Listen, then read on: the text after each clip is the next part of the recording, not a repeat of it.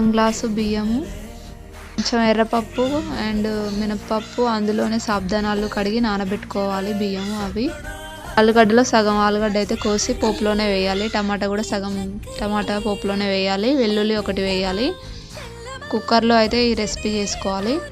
పిల్లలకి కాబట్టి కొంచెం 1 ఇయర్ ఎబో బేబీస్ అయితేనే ఉప్పు వేయాలి, లేకపోతే వేయొద్దు. కొంచెం పసుపు వేయాలి.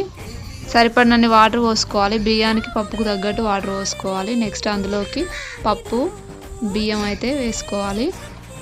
పోపులో ఫస్ట్ అయితే కూరగాయలన్నీ ఉడికించుకోవాలి.